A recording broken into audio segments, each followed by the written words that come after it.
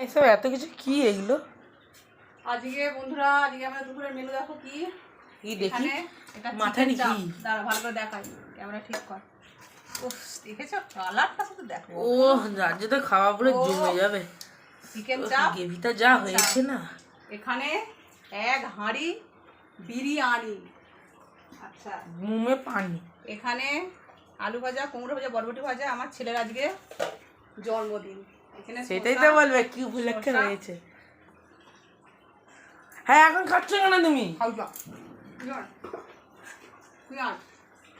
আমার ধর্ম তুমি তো খেয়ে নিচ্ছ সব।